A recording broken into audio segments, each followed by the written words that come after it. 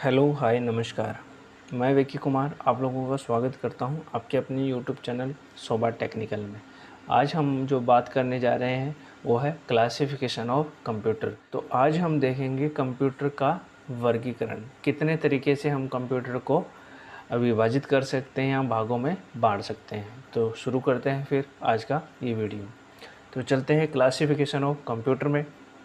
तो अगर हम कंप्यूटर की बात करें तो कंप्यूटर को हम जनरली दो तरीक़े से डिवाइड करते हैं, जिसमें जो पहला तरीका है वह है on the base of size.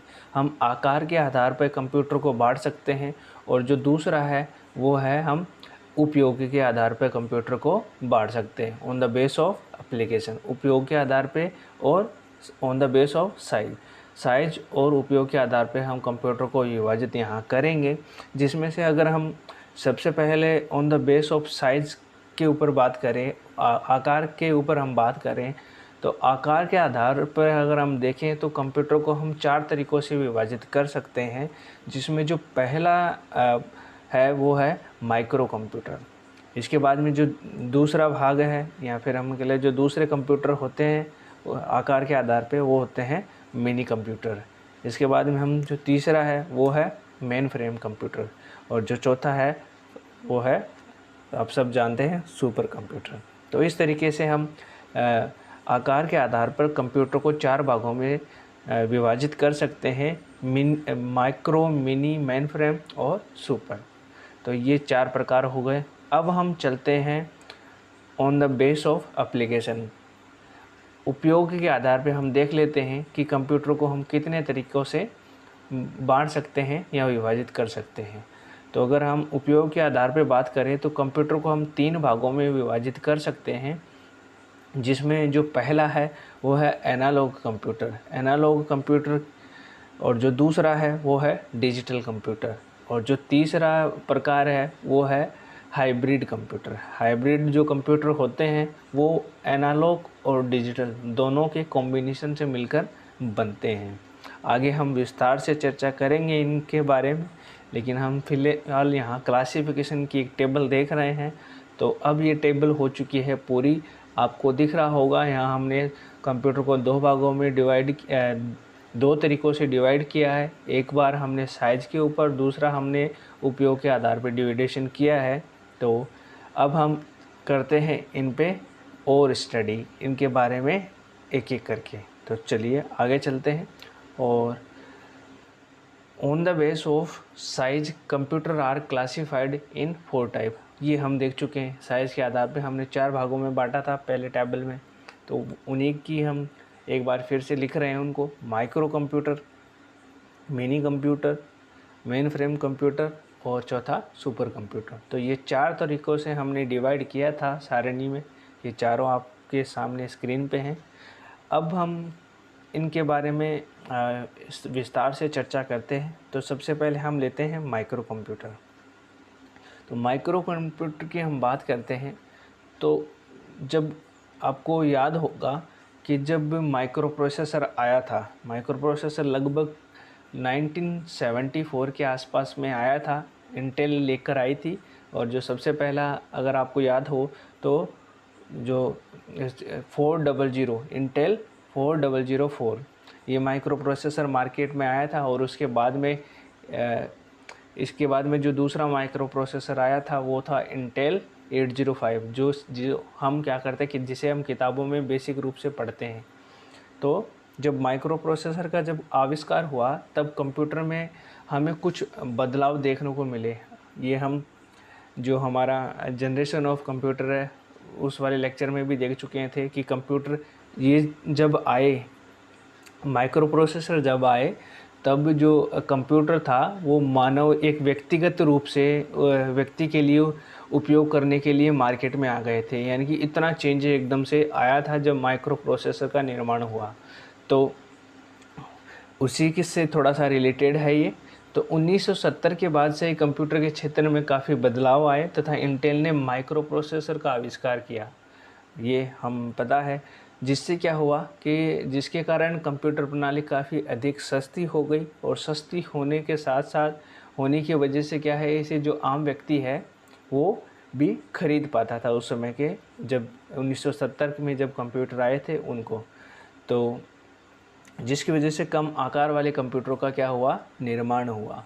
तो माइक्रो कंप्यूटर की अगर हम बात करें तो माइक्रो कंप्यूटर इन्हीं श्रेणी के, इसी के अंतर्गत आते हैं। यानी कि जब माइक्रो प्रोसेसर जब बन गया था उस वक्त के जो कंप्यूटर हैं उन, या फिर हम कह लें जिन कंप्यूटरों में माइक्रो प्रोसेसर उपयोग हुआ है वो कंप्यूटर, वैसे तो सभी में होता है, लेकिन जो आकार के मेन हम आकार पे बात कर रहे हैं, तो ये आकार क्या है, इन जो कंप्यूटर होता है माइक्रो कंप्यूटर का, वो काफ़ी छोटा होता है।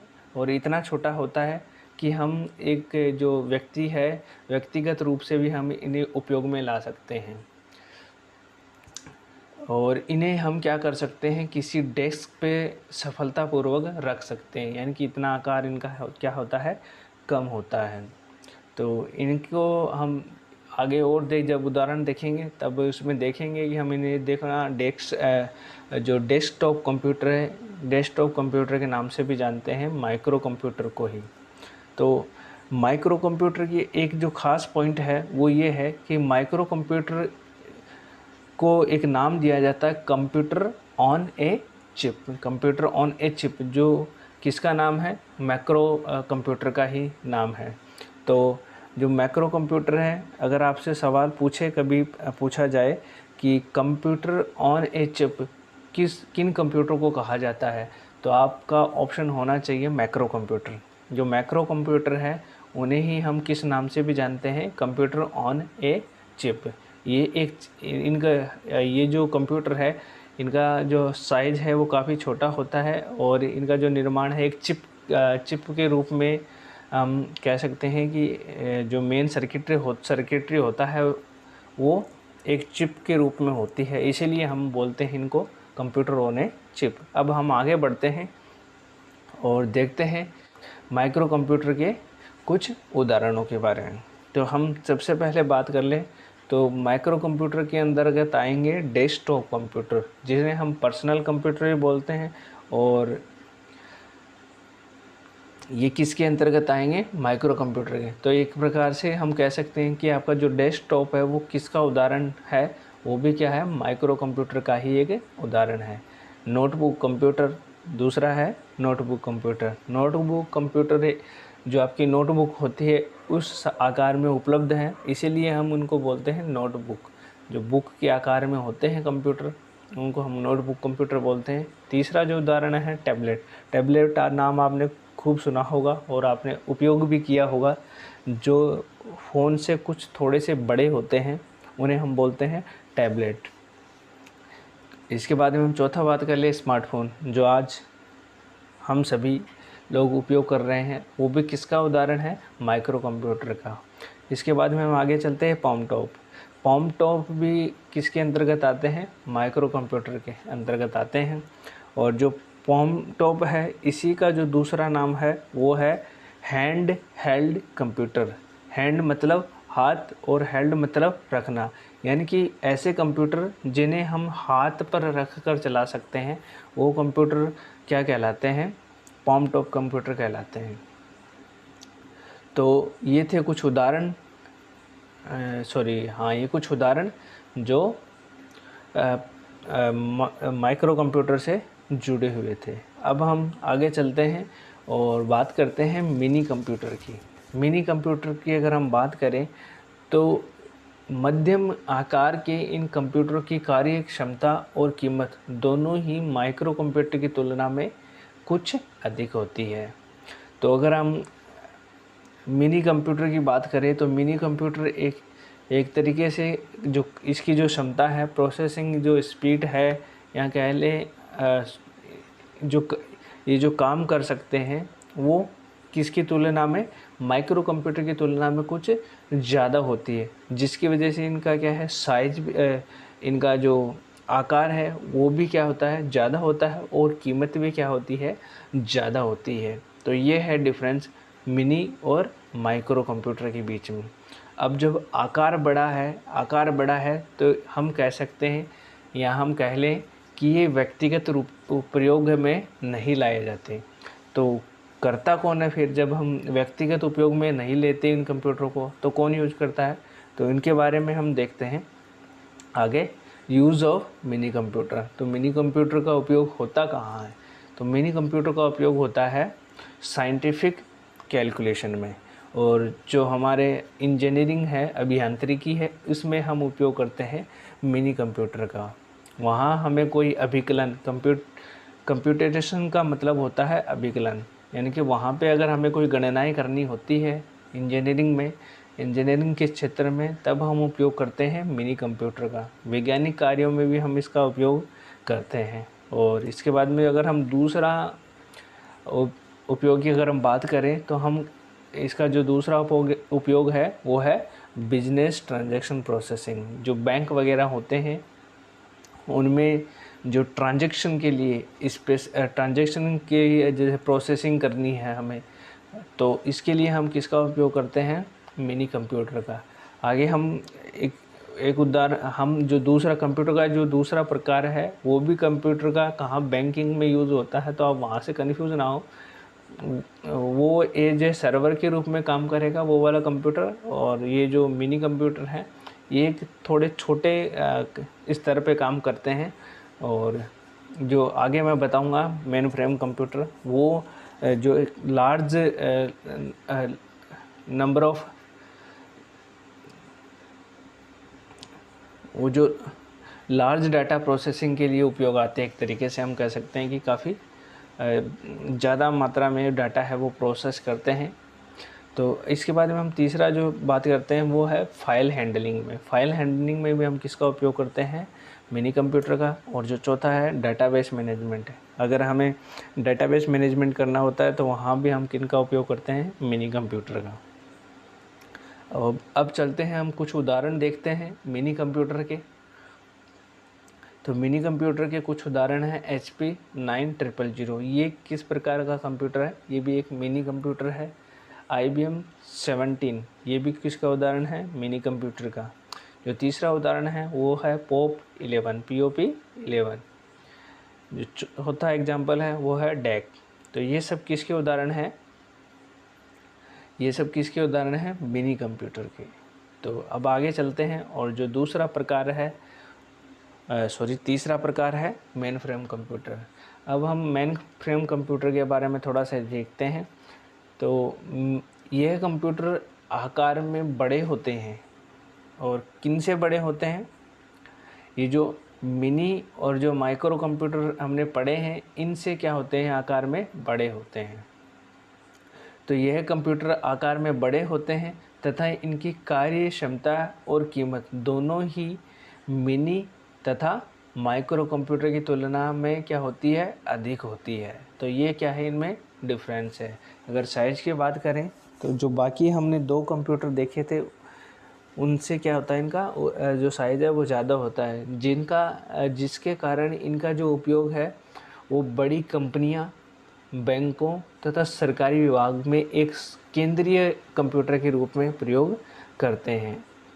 यानी कि ये कंप्यूटर है, सीधा सा अगर हम कह लें तो ये व्यक्तिगत रूप से उपयोग नहीं किए जाते, किसी बड़ी संस्था या हम कह लें कंपनी के द्वारा ही ये प्रयोग किए जाते हैं। और ये लार्ज नंबर ऑफ डेटा को प्रोसेस कर सकते हैं। साथ ही इनकी कीमत भी काफ़ी ज़्यादा होती है। और ये जो आकार है, आकार में क्या होते हैं? बहुत बड़े होते हैं। तो हम एप्लीकेशन देख लेते हैं। हम use of main frame computer. Main frame computer का उपयोग होता कहाँ है, किस किस फील्ड में होता है, ये मैंने कुछ एग्जांपल लिए हैं ई बिजनेस और ई कॉमर्स में। तो जैसे अमेज़ॉन वगैरह है, ये क्या है? ई बिजनेस कंपनी है जो कि ई बिजनेस करती है। तो वहाँ पे जो जितना भी जैसे डेटा हैंडलिंग करना होता है, तो वहाँ पे किस तरह के कंप्यूटर उपयोग किए जाते हैं? Main frame computer. आप देखोगे अमेज़ॉन की अगर वेबसाइट पे जाओगे तो कितने सारे डाटा वहाँ है। आप कोई भी चीज़ आपको ज़रूरत की, सुबह से शाम तक की कोई भी चीज़ जो पूरे दिन आप उपयोग करोगे, वो कोई भी चीज़ सर्च मार दो तो वहाँ आपको मिलेगी। तो वहाँ पे जो लार्ज नंबर ऑफ़ डाटा है उसको अगर हैंडल करना है तो वहाँ पे कौन से कंप्यूटर उपयोग आएंगे, मेन फ्रेम कंप्यूटर।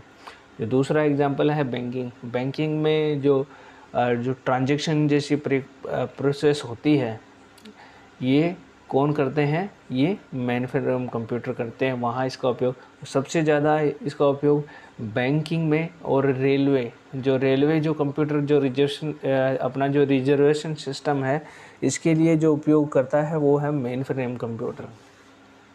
बैंकिंग में, हेल्थ केयर के अगर सेक्टर में देखें तो यहाँ भी इसका उपयोग किया जाता है। साथ ही मिलिट्री के अंदर भी हम इसका उपयोग करते हैं और हम रिसर्च और जो शैक्षणिक संस्थान है वहाँ भी हम मेन फ्रेम कंप्यूटर का उपयोग कर सकते हैं।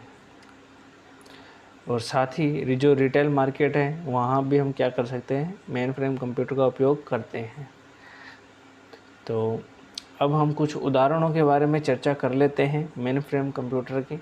तो कुछ उदाहरण हमने यहाँ लिए हैं, जैसे IBM 370। ये क्या है, ये एक कंप्यूटर है और ये किस प्रकार का कंप्यूटर है, ये एक मेन फ्रेम कंप्यूटर है। जो दूसरा है यूनिवेक, ये आपने सुना होगा यूनिवेक नाम। तो ये भी किस प्रकार का कंप्यूटर है, एक तरीके का मेन फ्रेम कंप्यूटर है। अब हम आगे चलते हैं। जो चौथा प्रकार है वो है सुपर कंप्यूटर।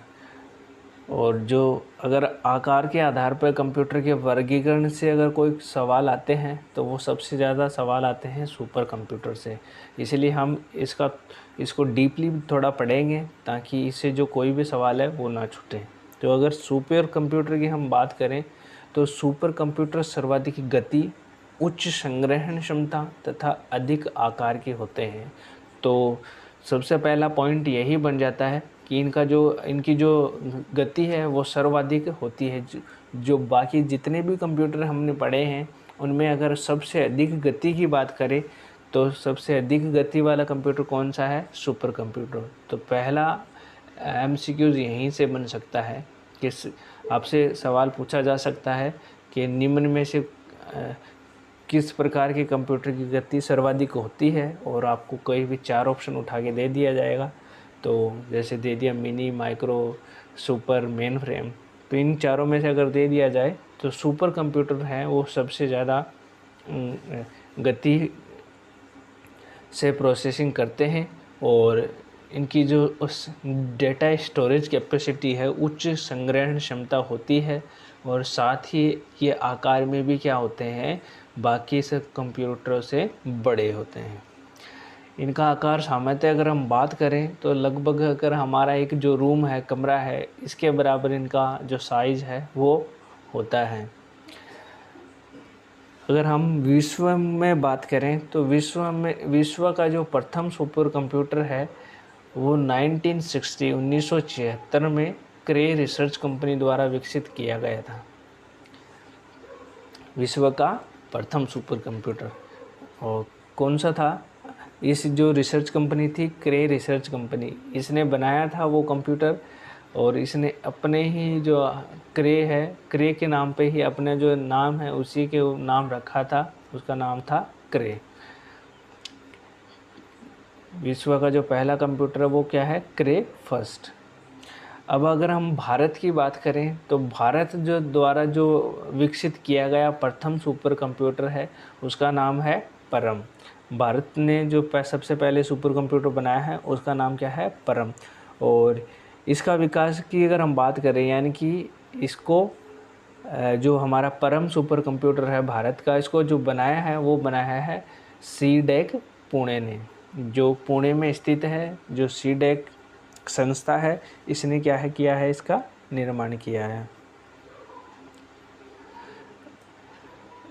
परम का विकसित रूप परम 10,000 है।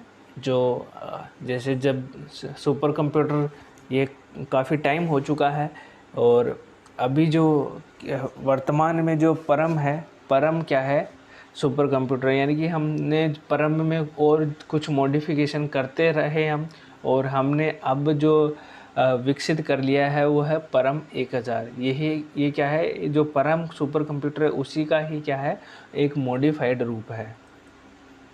सुपर कंप्यूटर का अगर हम उपयोग की बात करें तो मुख्यतः इसका उपयोग किया जाता है मौसम की भविष्यवाणी करने में, यानी कि मौसम का पूर्व अनुमान अगर हम जो लगाते हैं वो किसकी मदद से लगाते हैं, सुपर कंप्यूटर की। दूसरा जो उपयोग है वो है एनिमेशन निर्माण में। जो हम एनिमेशन देखते हैं, जो मूविंग जो चित्र होते हैं उनका अगर हम निर्माण करते हैं वो भी किससे करते हैं, सुपर कंप्यूटर की हेल्प से। साथ ही अंतरिक्ष यात्रियों को अंतरिक्ष में भेजने व क्रोध लिखा गया है, ये शोध प्रयोगशाला है। तो शोध प्रयोगशाला में शोध कार्य हेतु उपयोग किए जाते हैं। तो अंतरिक्ष में जब हम रॉकेट लॉन्चिंग करते हैं तब वहाँ भी हमें कौन से कंप्यूटर उपयोग में आते हैं, सुपर कंप्यूटर। इनका जो मूल्य है वो बहुत अधिक होता है, ये हम देख ही चुके हैं। तो थोड़ा अब आगे चलते हैं।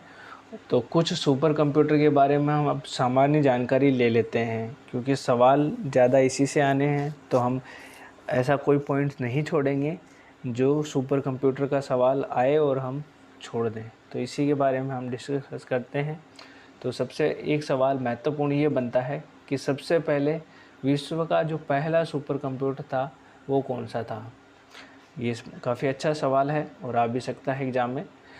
तो क्रे फर्स्ट क्या है, जैसे हमने पिछली स्लाइड में चर्चा करी थी कि क्रे रिसर्च कंपनी द्वारा बनाया गया था 1976 में, और यह विश्व का पहला सुपर कंप्यूटर था जिसका निर्माण किया था वैज्ञानिक सीमोर क्रे ने। जो क्रे रिसर्च कंपनी थी उसमें एक वैज्ञानिक थे सीमोर क्रे, उन्होंने इस कंप्यूटर का क्या किया था, निर्माण किया था। और कब किया था, 1976 में। तो ये MCQ, इसी से हम 4 क्वेश्चन बन सकते हैं हमारे। ये पूछ सकता है जो पहला कंप्यूटर है किस सन में बनाया गया। दूसरा सवाल हो सकता है जो पहला सुपर कंप्यूटर था वो किस वैज्ञानिक ने बनाया, तो सीमोर क्रे ने। या फिर ये पूछा जा सकता है विश्व का पहला सुपर कंप्यूटर का क्या नाम था, तो क्रे फर्स्ट। किसने बनाया था, कौन सी कंपनी ने बनाया था, तो क्रे रिसर्च कंपनी ने। इस तरीके से ये 4 सवाल हो सकते हैं इससे। अब हम आगे चलते हैं और देखते हैं सागा 220। सागा 220 की बात करें, ये क्यों मैं लेके आया हूँ, क्योंकि ये भारत का सुपर कंप्यूटर है इसलिए मैं इसे लेके आया हूँ। तो ISRO, Indian space research organisation, जो भारत की जो अंतरिक्ष में जो खोज का काम करती है, यानी कि अंतरिक्ष से जो रिलेटेड है, इंडियन स्पेस रिसर्च ऑर्गेनाइजेशन, इसने जो भारत में जो एक सुपर कंप्यूटर का निर्माण किया था जिसका नाम था सागा 220। और तो कहाँ पे, अब ये किया कहाँ गया था, ये किया गया था तिरुवनंतपुरम के में जो विक्रम साराभाई स्पेस सेंटर है उसका जो भाग है Satish Dhawan super computing facility, वहाँ पे क्या किया गया था, सागा 220 का निर्माण किया गया था। तो अगर आपसे इससे ये सवाल हो सकता है कि जो सागा 220 है वो कौन से संस्था ने बनाया था, तो आपका आंसर होगा इसरो ने। ठीक है, कहाँ बनाया गया था, तो ये पूरा एड्रेस है इसका तिरुवनंतपुरम में। और तिरुवनंतपुरम में जो विक्रम साराभाई स्पेस सेंटर है वहाँ पे Satish Dhawan super computing facility के द्वारा ये बनाया गया है। और ये क्या है, भारत का सबसे तेज़ सुपर कंप्यूटर है। भारत का अगर सबसे तेज़ सुपर कंप्यूटर पूछा जाए तो इसका नाम है सागा 220। तो अब हम और आगे चलते हैं, सागा 30 के बारे में थोड़ा सा और जान लेते हैं। ये किस सिद्धांत पे काम करता है, तो ये करता है पीक परफॉर्मेंस के सिद्धांत पर। इसका जो कार्य करने का सिद्धांत है वो है पीक परफॉर्मेंस सिद्धांत। और भारत का सबसे तेज़ सुपर कंप्यूटर है। साथ ही अगर इसकी क्षमता की बात करें तो क्षमता है इसकी 220 टेरा फ्लॉप्स। ये सुपर कंप्यूटर की जो स्पीड है वो टेरा फ्लॉप में मापी जाती है। ये भी ध्यान रखिए, सवाल अगर MCQs में आ सकता है आए तो टेरा फ्लॉप्स में क्या मापी जाती है, तो अब 220 टेराफ्लॉप का मतलब क्या है? 220 टेराफ्लॉप का मतलब है कि ये 220 ट्रिलियन, टेरा का मतलब ट्रिलियन फ्लोटिंग पॉइंट ऑपरेशन गति होती है इसकी पर सेकेंड में। यानी कि एक सेकेंड में ये 220 ट्रिलियन फ्लोटिंग पॉइंट की क्या कर सकता है, पॉइंट तक गणना कर सकता है। ये इसकी इतनी स्पीड होती है। अब हम थोड़ा सा और आगे चलते हैं और देखते हैं कुछ और कंप्यूटर के बारे में। जैसे टाइटन भी क्या है, ये एक सुपर कंप्यूटर है और यह पहला ऐसा सुपर कंप्यूटर है जो कि ग्राफिक प्रोसेस यूनिट, यानी कि जो कह ले जो ग्राफिक का मतलब होता है चित्र से, जो ये क्या कर चित्र प्रोसेस कर सकता था। जो पहला जो कंप्यूटर ऐसा सुपर कंप्यूटर था जो ग्राफिक प्रोसेसिंग यूनिट बेस्ड था। तो अगर ये पूछा जाए कि जो सबसे पहला ऐसा सुपर कंप्यूटर जो कि ग्राफिक प्रोसेस बेस पर आधारित प्रोसेसिंग यूनिट पर आधारित था, तो वो था टाइटन। अब देखो ग्राफिक प्रोसेसिंग यूनिट का मतलब थोड़ा सा मैंने यहाँ समझाने की कोशिश करी है ताकि आप समझ जाओ ग्राफिक प्रोसेस का मतलब क्या है। तो इसकी जो शॉर्ट फॉर्म है वो क्या हो गई, GPU। जी ग्राफिक से G उठाया, P से प्रोसेसिंग से P उठाया और यूनिट से U, तो GPU।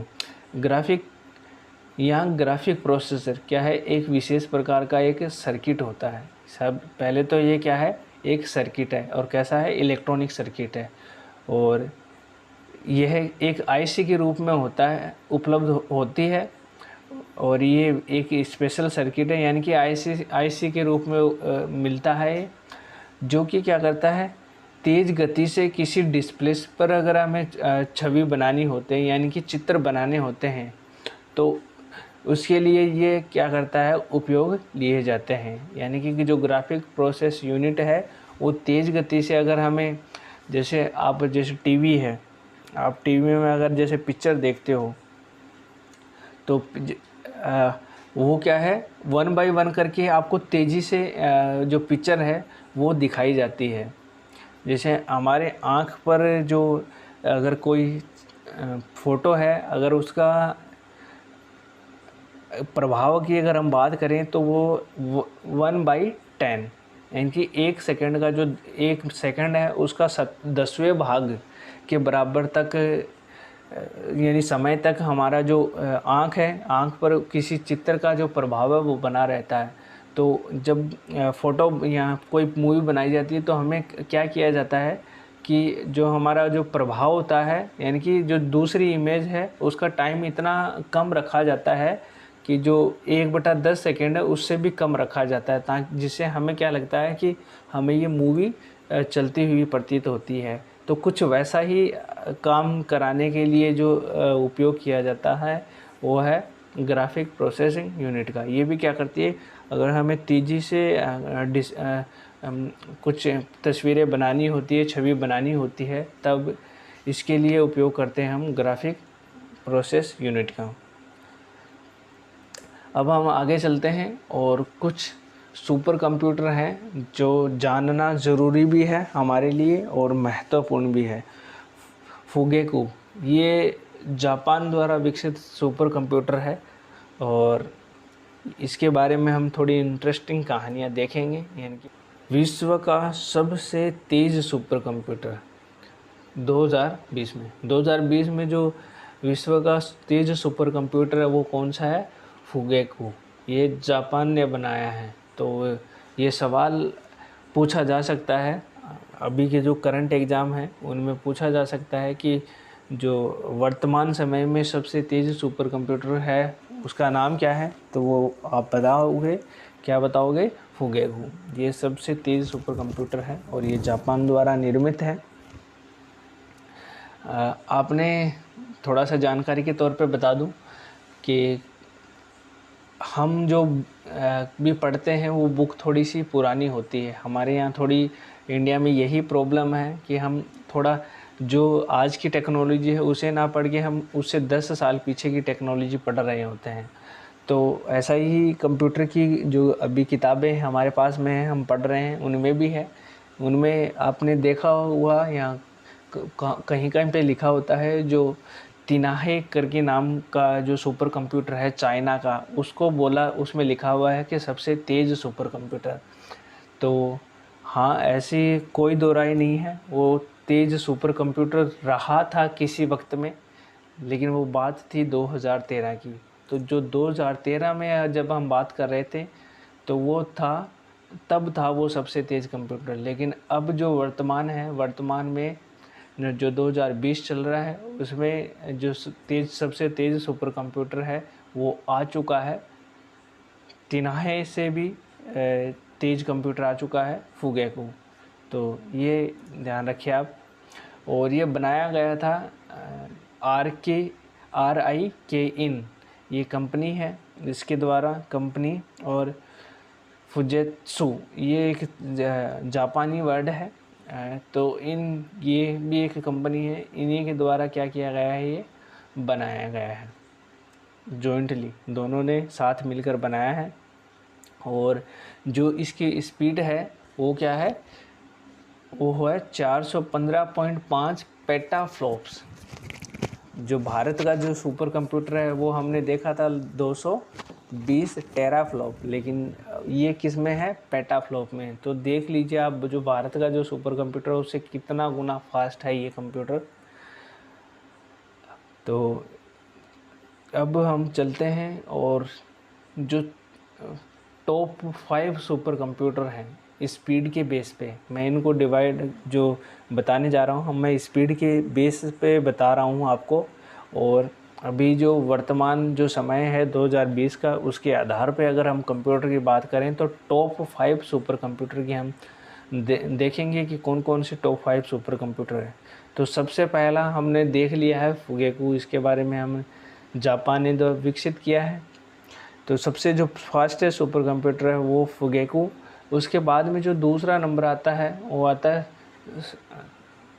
सुमित। ये किसने विकसित किया था, USA। ये अमेरिका का सुपर कंप्यूटर है जो दूसरे नंबर पे आता है।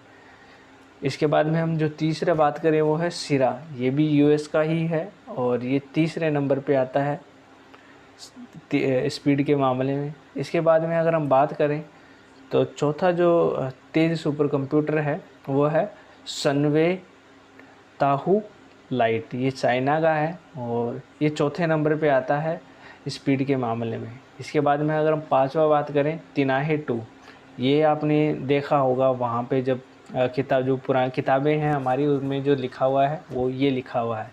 लेकिन ये 2013 के अंदर सबसे तेज़ सुपर कंप्यूटर था। वर्तमान में ये 5वीं पोजीशन पे जा चुका है, और जो फर्स्ट नंबर है वहाँ पे आ चुका है फुगेकू। तो ये था आज का लेक्चर में। Thanks for watching this video.